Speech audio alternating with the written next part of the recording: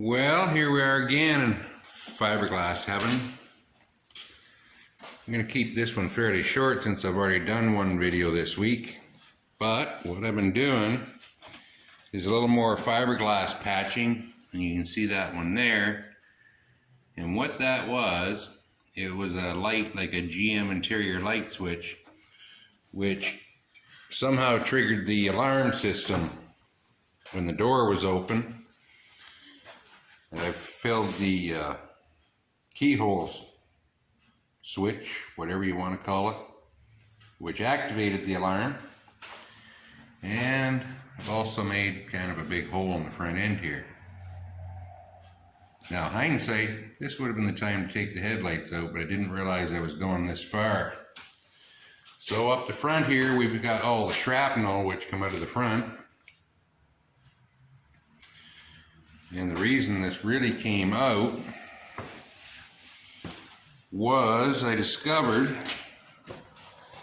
that this is actually the front of the car. These are, I guess you wouldn't call them sports, but more like the crash bar behind the fiberglass bumper. And this is the license plate bracket. So when I started pulling it apart, I noticed that this bracket was broke off. And then when I looked at it close enough, I noticed this side, this brace here, was drove back about 3/4 of an inch. So there's no way I was going to be able to beat it straight while I was in the car. So, Brant, take it out. And thought, while I'm at it, why not sandblast it all? So I got everything all cleaned up from the front end.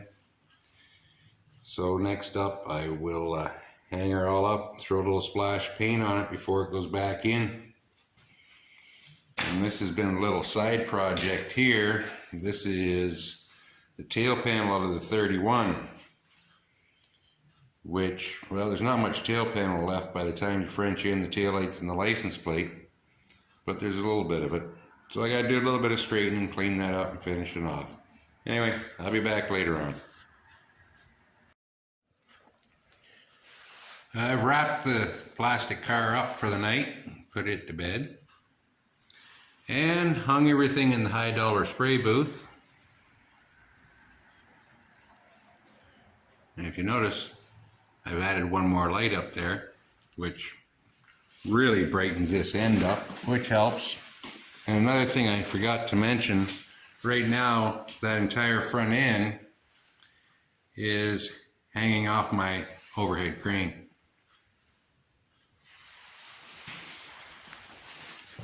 Next up, what I'm going to do is epoxy, and if you can see the finish on this, I don't know if it'll show on camera or not, but it's less than perfect. It's a same finish you get from any sandblaster, but you'll notice these scars. The epoxy that I use will lay down so you'll never see that, and I'm pretty sure I've shown this stuff before. It's from the industrial line. It's still PPG, and to me, I've tried others and I keep going back to this. You pay the price, but you get the results. So I will lay this on, and the stuff that I'm using for a top coat is again PPG industrial. They call this a flat black, but the reason I use it is it just has a very slight, I wouldn't call it gloss, and it's not as high as a satin, but it just has that look that I like, so that's why I use it. So I'll get all this stuff squirted, and we'll have a look tomorrow and see what it looks like. Life does get in the way sometimes. It's a couple days later. Finally got the color coat onto all the front end parts.